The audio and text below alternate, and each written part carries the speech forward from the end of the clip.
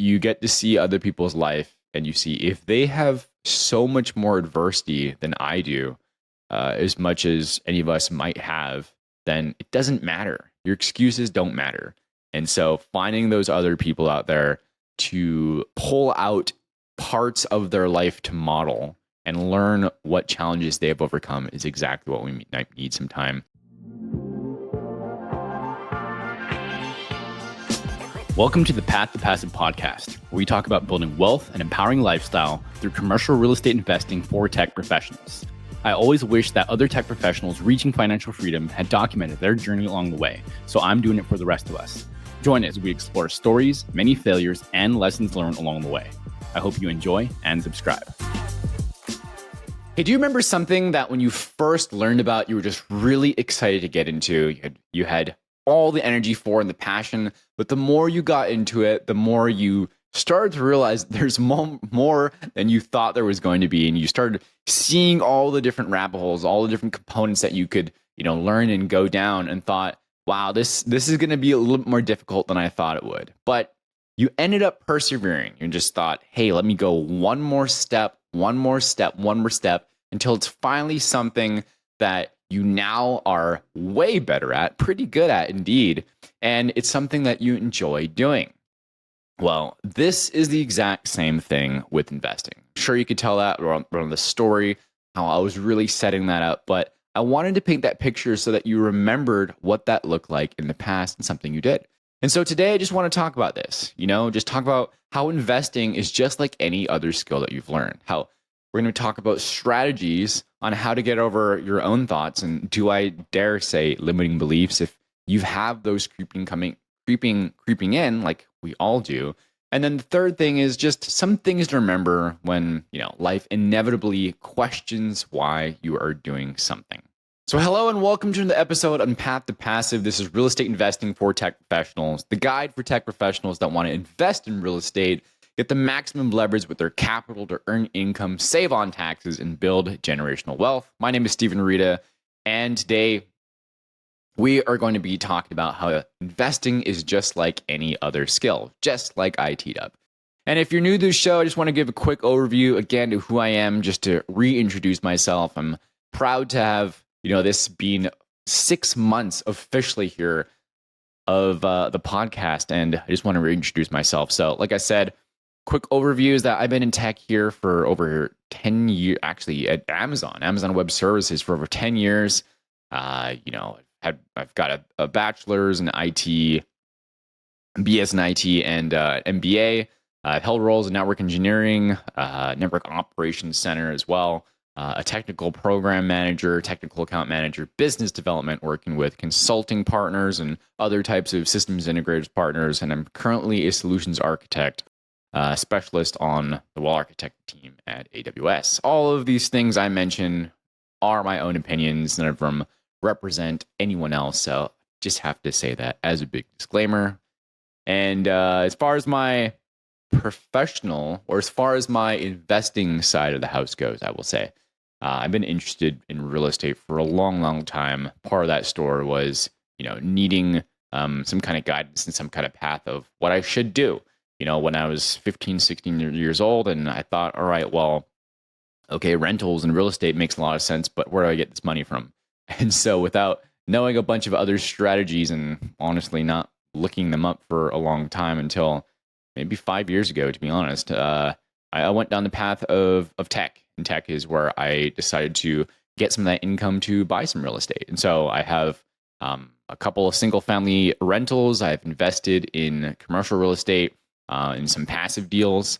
And currently I'm in 4 different masterminds. One that I'm still in for residential real estate, or another one's for multifamily or, investing, or for apartments. I'm also one for capital raising and funds and building funds. And the one that I am really excited also that I had just joined at the start of February, so just 4 to 5 weeks ago, is actually one on throwing virtual live events. And this one's really cool as well, just like the others, because if you have ever heard of Tony Robbins or Dean Graziosi, or, there's a bunch of others, maybe you've followed something marketing before, like Russell Brunson, maybe you've heard of ClickFunnels. These people are the same people that teach these giants of industry on how to throw virtual live events. And I'm really excited to be a part of that group to learn about that too, so I can, deliver more value, not only through the podcast or, bringing on some of these different guests that I have, which I'm super excited to publish for you here soon as well, but also to do virtual live events. I think that would be really cool, like a Saturday or Sunday, just to get all of these experts to go through and provide so much value and really compress years into days. And I used to think that phrase was so cheesy, like compress decades into days and stuff like that. But honestly, it makes so much sense. And I can't wait to launch those things and see many of you there. So, anyway, enough of that. Just wanted to provide some context. So, let's get into it. The first thing is investing is just like a skill. And so, I had asked that question at the very start of, do you remember a time when? You remember a time when there was something that was very difficult that you had to start learning and you just had to stay on it, right? You had to be persistent to keep learning it and get through all of those different ceilings, all the new problem to hit. Like, I got one thing, but I have to go and, I have to solve for the next thing. But you got good at it. And, one of the things that I think about is, many of the different technical concepts, whether it's the engineering concepts, whether it's you've ever read, something on whatever topic it was for you on software, right? Or infrastructure or whatever. Surely you can think about something like that, or it doesn't matter if it was a sports technique or whatever something might be for your hobbies, etc. We all have something like that. And I'm a firm believer that we all have different forms of geniuses as well, different talents. But nonetheless, there are challenges along the way that we had to stick with, persist, and just keep moving on. Some of us are better with our hands. Some of us have better spatial ability, analytical skills. Heck, some of us are just plain and simple better at working with people as well. And, one of these things for me is definitely with a long time ago now, working and really getting started with Cisco networking, right? That was something I was enamored by, very interested, but it was like, man, there's a lot of stuff here. And I should have known, but it's cool. And I went through this phase where I really, really, really was into networking and loved networking, whether it was all things around, Cisco, or learned about Alcatel-Lucent, or learned about, telecom and, 2G, 3G, 4G networks, and, getting through things like the associate level course of the CCNA for Cisco Certified Network Associate for all my other networking folks out there, and getting into the professional tier of the network professional books, and then thinking, okay, well, now that I've got this, and even though I've gotten through a lot of technically difficult concepts like, the basics and, more advanced stuff on subnetting, and then you learn the tips and tricks, and then you get into things around hex, etc. You learn, all right, well, how about MPLS or BGP or TCP/IP, etc. And the point is just sticking with it and getting into something that you really enjoy. And it's the same thing for investing in finances. If these things come natural to you, awesome. You're ahead of the game, right? It's just taking all of those skills and taking it over to the different pieces of investing and finance as well. And so, fortunately, I am speaking to my colleagues, speaking to my peers here, and we're used to looking at data and used to looking at numbers, just because we are, maybe it's a good thing because we're familiar with it. And so I would imagine there's a lot less of this, but you wouldn't believe how many people are out there who say that they don't like numbers and they don't like math and they don't like any of these things. So, if you're not in that category, or maybe you are in the category of, you're good with numbers and you like numbers, but maybe there are certain things with finances that you just don't like touching, or you don't have the strategies around personal finance, it doesn't matter. The point is that it's just, you've already gone through the path of, in other areas of your life where you have a context of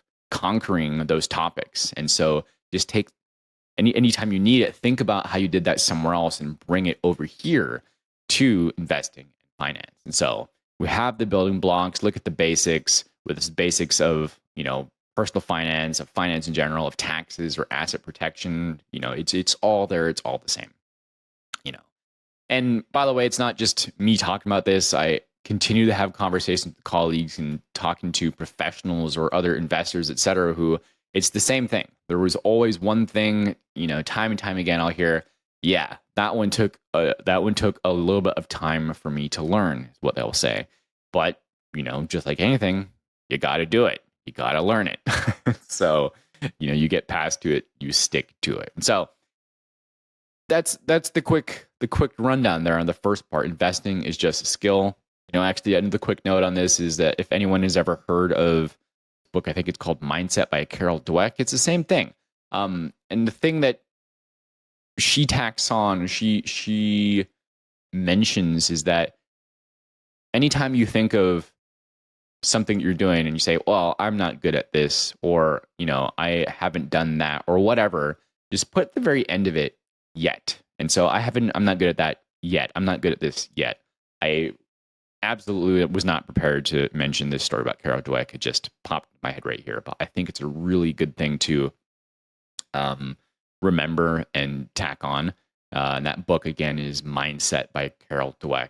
I'll look into getting that into the show notes for you. But nonetheless, investing is just like any other skill. And just like any other skill, be persistent. And if you haven't got it, you just haven't got it yet. So what else is next? What else is next here? I mean, there's really two other things. Once we've gotten this idea that, yeah, of course I can do it.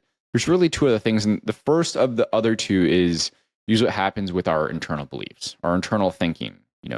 Who's the best person to, stop us from doing something, and who's the most judgmental to us? It's probably us. And so we have to address this first, right? Address our own internal beliefs, our inner voice sometimes. I'm not here to, hold hands with you and sing Kumbaya and other things. But I think this is a real thing, right? The internal FUD, the fear, uncertainty, doubt, whatever it is, we have sometimes, and maybe you can relate to one of these things. Who are you to do this? Why do you think that you're capable of doing this? I'm not good enough. I'm not smart enough. What if I fail? Fear of failure from others' perception, and just, simple shame. Pick your reason why you have a voice inside that you don't do something, and chances are you can remember one. But the good news is that the more evidence that you look at how you've gotten over other things in the past, you can just bring that context, bring those same ideas to, well, of course I've overcome a lot of stuff already, so I can do it here too. And as lackluster as that might sound right now, I bet you if you went and looked at times that you were successful, you can also see many of those challenges that you overcame as well. But let's talk about some of these other things, provide some value right here and remind you of those. And these are things that I go back to time and time again. And it doesn't matter if it's investing or learning a new piece of tech. Oh my God, can anyone say generative AI or machine learning or anything else right now that is hot that we have to get new skills around? Or even in the gym for that matter, halfway done with the workout, you realize you still have halfway more to go. And if there aren't voices that pop up are you going to do this? Then maybe you need. Then anyway, the point is that these little voices come up from anywhere. So here's the thing: whatever the case is, these are some ways to move past them. The first one is something that took me a little bit of time to learn, because it took me a little bit of time to learn, but it's one of my favorite things now. Which is focus on the process and not just the outcomes. We're talking about shifting your focus from to those ends goal to just what do I need to focus on right now, right? Making those small improvements along the way and just acknowledging that progress. Again, it's about the progress. It's about step by step to build confidence and momentum. Again, I'm not here to rah, you can do it. I'm just here to let you know that, quotes. I'm full of quotes. I love the quotes. They're good. They're good to remember. But I think it's the one where it's the person who loves walking will go further than the one who just wants the destination, or some form of that one. And so really, if you love the process of learning the tech, et cetera, you're going to be so much more successful than the person who just wants, to build the thing and can't be patient to, for the life of it. They just want the thing done versus, well, the one that is going to love learning is going to be the master. Of course, need to apply the skills along the way too. And it's the same thing here, focusing on the process of what you need to learn along the way to become better at finance, to become better at managing the dollars, right? I can go super philosophical here and say, money is just stored energy and how you manage that and be a steward of it, et cetera, et cetera. But there's a lot to be learned around stewardship. And part of that is focusing on the process of learning what you need to do in order to become a good steward of your money as well. All right. Second is, bringing back to this, is question the beliefs that your mindset. Question the beliefs that your mind thinks, right? Those voices. Is that if you have these things pop in your head of, well, if you have something pop in your head of who are you to do this? Why do you think that you're capable? Or what if you fail? Whatever. Then you can question that. Well, what if I did? Or how do I know? Okay. Or, you're not good enough. Is that true? Is that true? Whatever question that you can counteract, that can help counteract that initial thought. Once you've identified, whatever that question is, then you're conscious of it, right? You can check its validity. Like if it were someone else saying that thing, what would you say instead? Right? Like I said, we can oftentimes be our own critic, but if someone says, well, you're not that, you'd be like, the heck I'm not. Look, I've done this and this and this and this. But whatever it is, being able to reframe that and say, I'm not good enough yet. Or it could be things of other things along the line of whatever the phrasing is of what if I fail here, then it's not failing, it's a learning experience. Then those are an opportunity to reframe it. And look, I totally get it that you could take this to the extreme, and there is maybe some things where they're a little bit more severe than others, or a little bit more things on the line. As an example, like you don't want to just go risking $25,000 $50,000 here and there and just like, yeah, well, I guess I just learned something. Sure, there's more seriousness there, but again, for many of these things, you can slow down, actually think about what your thoughts are, notice them, write it down, and have a look. Okay, what do we know? What do we not know? What do we need to know? Who can we ask? All those types of things to analyze a bit more. But the point is the same. It's questioning the beliefs that you have and looking to see if there's any validity and going down the line. All right, the third one here that I particularly like, and I used to not really be a big fan of role models because I didn't like the idea of idolizing anyone in any case. Growing up, there was people who had the giant surf poster or whatever on their wall that was like so cool. I want to be like this person or that person. And I'm like, why don't you want to be more like yourself and just like, sure, that skill is really cool, but don't you want just that skill? Do you want the rest of your life? You don't even know these people, et cetera, et cetera. But here, and while that still kind of rings true, the point I'm making here is to actually find role models for what you want to have done and learn about them. Learn about them, treat them as a story.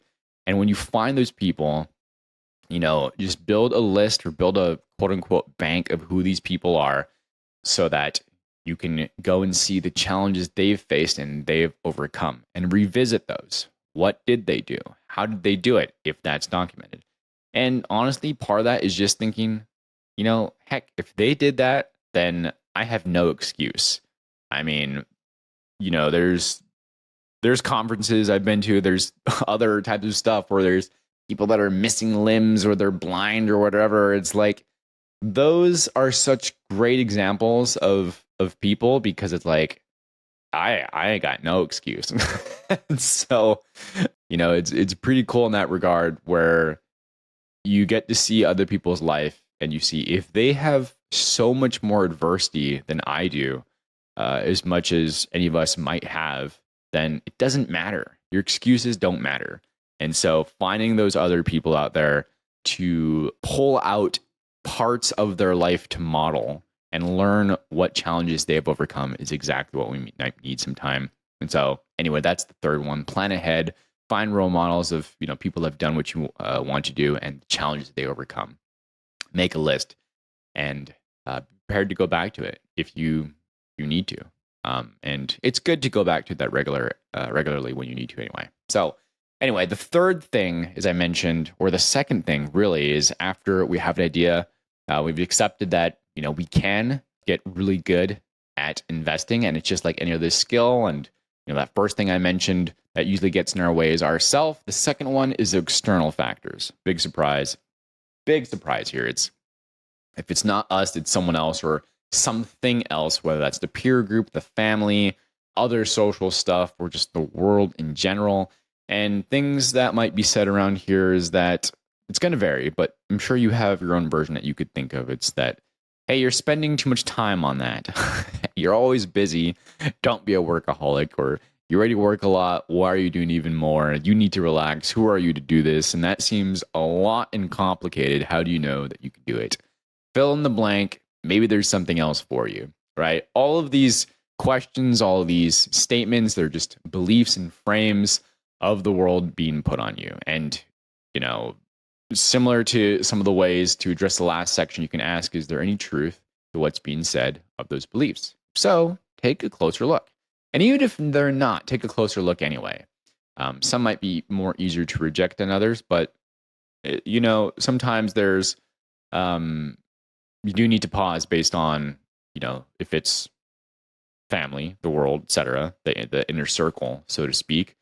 But regardless, take a look at them and really analyze them. And the point is, if you really want to get good at something, you're going to have to dedicate time to it. And it's like I said before, it's the same thing like any other skill, whether it's sports, your favorite game, a new technical skill, whatever it is. And depending on your investing goal that you have, the amount of time that you're going to spend may vary, but only you can answer how involved you want to be. And go back to an episode previously where do you want to be an active investor, you want to be more of a passive side, or somewhere in between, or maybe both, but that's a different journey altogether. And so these are things that you need to consider, right? And some quick and direct points here is that, get clear on your goals. Get clear on your goals. And if you've done the math, air quotes, do the math of why you want something, from looking at the upsides and downsides, and you're okay with knowing what the downsides are, as in, well, there's trade-offs. If you invest, or quote unquote, invest more of your time doing something, it might mean less of something else for a period of time. What that is, build a study plan, right? As an example, communicate it to everyone else. If it's partners or loved ones, whatever, husband, wife, et cetera, identified the best. If you've identified this is the best path for the family or for everyone together, well, now you have it's feedback that you're getting from others, and you have some choices to make.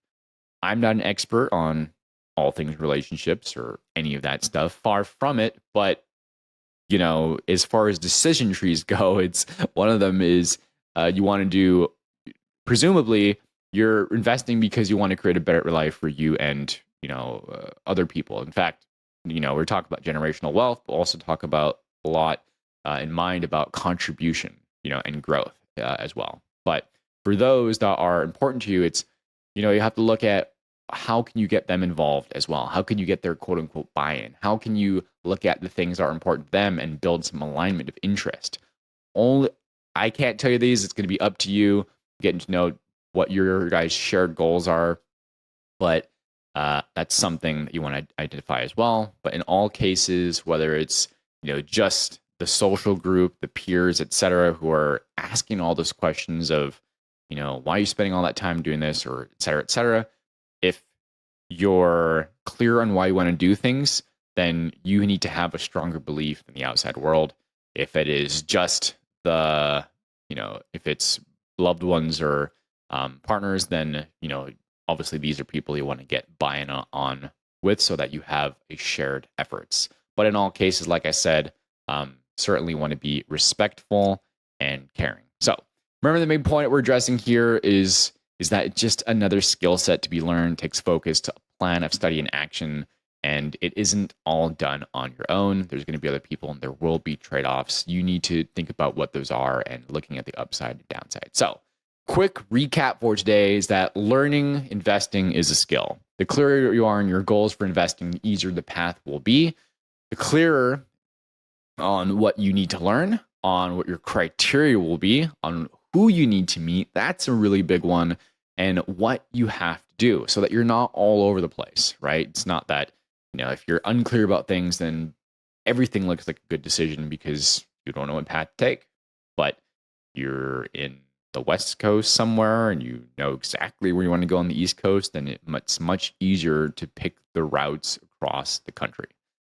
Second, when you get to those internal thoughts that pop up, recognize them, address them, check for evidence, look for role models, examples, story and how to others that did what you want to and hit challenges and how they kept going to overcome them. Focus on the process versus worrying about end outcomes only. Third, here is get clearer in what you want and your purpose, the why you want those things, these investments, why do you want to learn this, etc. And these are going to help you build conviction, right?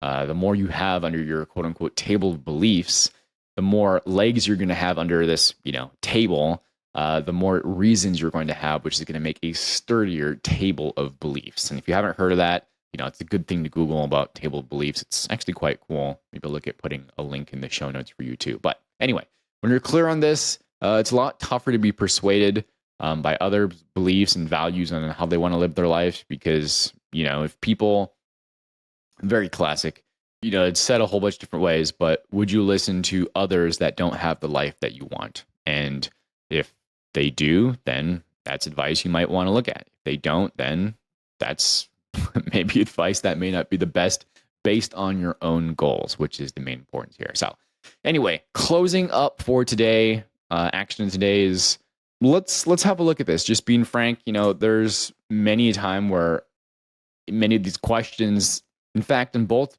questions, the internal and the external, are questions that I have asked and have been asked of me, which is why they came so easy for me to write down here. But it's always good to evaluate. And so it's only overthinking if you keep on looping, right? But if we use the same analytical skills that we have to find good answers that we can make paths forward about, then it is not overthinking. So the actions of today are: what limiting beliefs or thoughts have you had with finances or investing before? Write those down and look at them, scrutinize them, then write. And respond and question them. Are they really true? Are they not true? How do you know? What evidence do you have? If you wanted to believe something different instead, what would you want to believe? What is one or two things that you could do right now that would help you down and take you down a different track? And what's something that you could do and start doing on the longer term, right? On a regular basis to build a regular habit. So are they really true? Are they not true? How do you know? What's the evidence? If you wanted to believe something different, what would that be? And what could you start doing right now? And what could you start doing on a recurring basis to build a longer term habit? So bringing us to the quote of the day, which is, and I like this one, it's very appropriate, which is, all things are difficult before they are easy. All things are difficult at the beginning. This is quoted as a Chinese proverb. So, don't shoot the messenger here. It's just a proverb here that aligns the sentiment of all things must be difficult before they're easy, and emphasizes that most worthwhile endeavors require initial effort and struggle for attaching or achieving mastery or ease. And like I said, that is very appropriate here. It's just, like anything, things will compound. Skills will compound, money will compound, relationship capital compounds, everything else compounds. And that, very, very, you ever seen that diagram where it's like over the 3/4 of the graph shows like a straight line and then it hockey sticks while it lasts 80%. And that's the point here, right? And so it's the same thing here with the skill investing. So this is what I wanted to share today. I hope this was helpful. It's a good reminder. Again, this wasn't super technical. It wasn't technical at all, really, on skills, but I'll be releasing a small mini series about underwriting and having some guests come on about that shortly in the next couple episodes, next probably within the next 10 or so. I've got quite a few recorded at this point. But stay tuned for those. Promise we'll get back to those deeper technical ones too.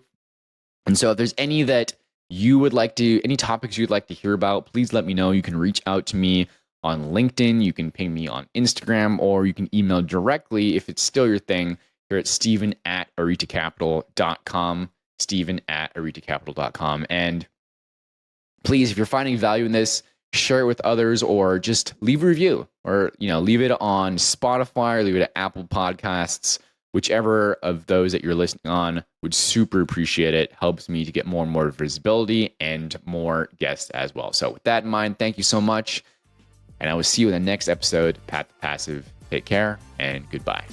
Thanks for joining us on another episode of Path to Passive. We love connecting with our listeners and those on the path to architecting their wealth and improving their lives.